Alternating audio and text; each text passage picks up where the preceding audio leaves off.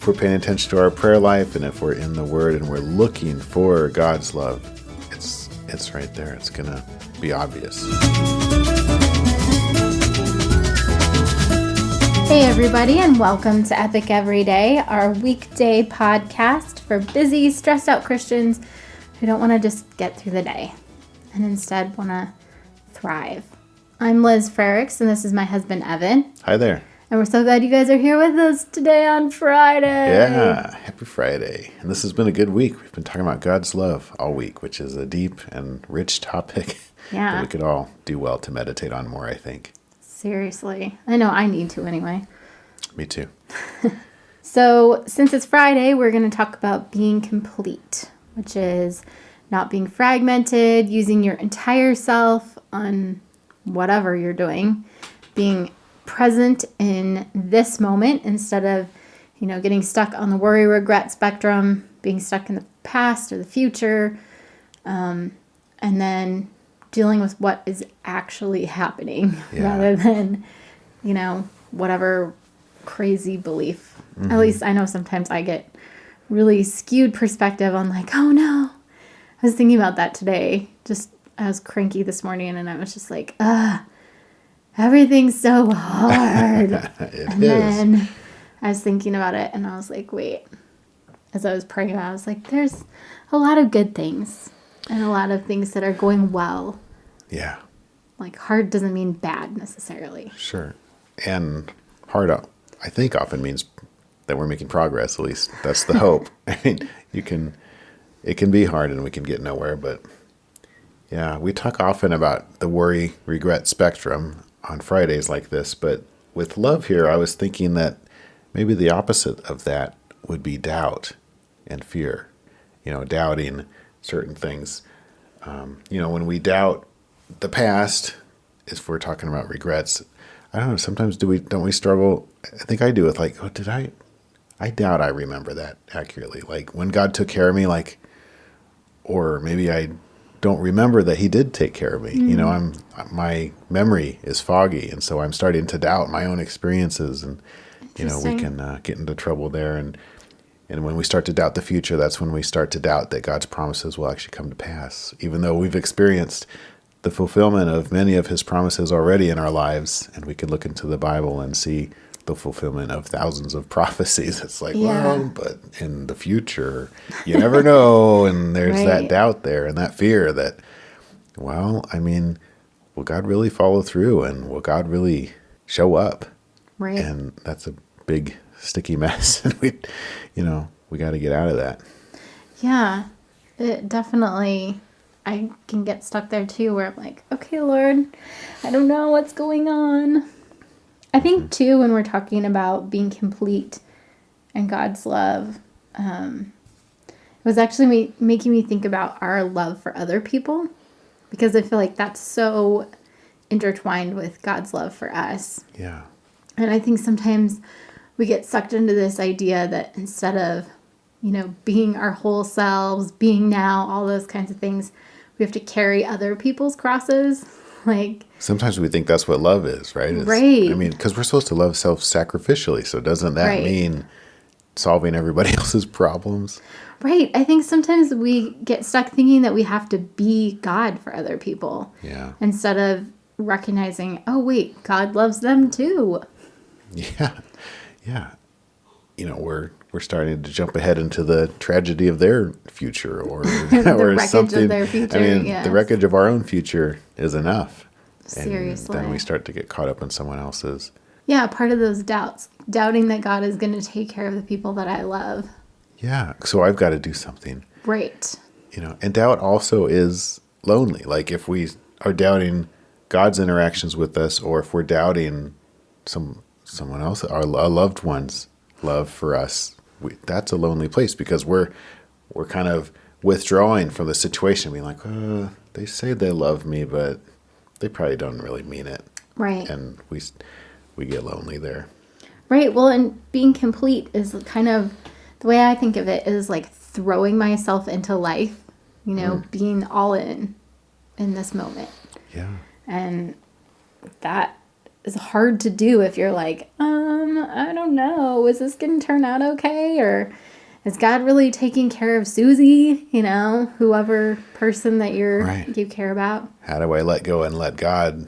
I mean, maybe I can do that for me, but I can't do that for them because they're just going to fall then when Yeah. they're in charge of whether they're connecting with God's love or not. Well, I like that we ended up talking about this after the week on boundaries because, that is such a huge part of love is being able to put down healthy boundaries and to let people go through the work of growth. I mean, yes, we help each other out, but we don't carry each other's crosses. Yeah.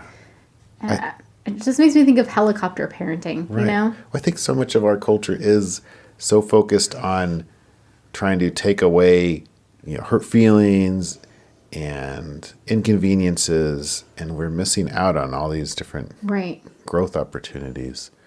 But yeah, if the entire relationship's all about, well, I don't want to hurt anybody's feelings, I don't want them to get mad at me. I mean, it's hard for love to be cultivated there because there's no vulnerability, there's no authenticity. Right. Well, and like we talked about yesterday with Lewis's quote about God's love, God's love wants what's best for us. And I think that's an amazing definition of love, to want what's best for someone else. And what's best for them may not necessarily coincide with what they want, with them, not having hurt feelings or, like we talked about before with our kids, we're not going to be like, go play in the street. Sure, Right. you can have dessert for every meal, Yeah. we put down rules and we put down boundaries, not because we're being mean, but because we do love them. Yeah. And the boundaries, like, we can't forget what the goal is for our friends, for our family, especially for our children. It's so that their relationship with God will grow and they'll grow closer to God. I mean, the whole goal of parenting is to transfer your child's worship from you, because that's just kind of by default what happened. Your child's worship their parent Right. to their creator, to the actual God of the universe. And it's not about making sure they obey me and listen to everything I say and do what I tell them to do. Right. It's about transferring that worship to the right place. That's our entire goal. So, but if we don't even have that goal, we're going to get all caught up in all kinds of stuff. And then the worry about their future is huge, because it's like, well, if I don't teach them how to, like, I don't know, get a good job and get the high, go to school and don't do drugs, and then their life's going to be awful. And so I've got to make them do all this stuff. Right. Yeah, one of the things I wrote down is that God cares more for others and can solve their every problem. Like, sometimes cares more for others than we care for them, not than he cares for us. Yeah, right. Just this idea that, like, as much as I love you and as much as I love the girls, God's taking care of you guys and he cares more about you than I do. So why am I trying to fix things for you? Like, oh no, if I don't fix it, it's not going to work out okay. Yeah, I think we see in Scripture that love is the antidote to fear. And fear is the driving force of all those kind of amped up feelings and worry and doubt, is this baseline of fear that somehow what we know about God isn't really true. Somehow what I know about my loved one isn't really true. And then we start to act in that instead of the truth of love. Yeah. It's definitely that, like, can I trust God to take care of anything in, like, all these different situations? Yeah. And we talked yesterday about some practical ways to get in touch with God's love. We don't have to rehash those, but yeah, I mean, that's really where we want to be constantly reminded. I mean, every relationship needs, it's not really a loving relationship, I guess, unless there is reinforcement of the love on a constant basis. I mean, that's part of how love works, I think. Right.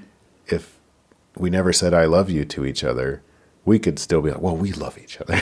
We just don't say it, and that might be true. But I think if you take enough of those actions of love away, what is really left? Right. And God is every day, I love you. I'm giving you life today, breath, and I've met your needs, and that's an amazing thing to receive as love from him.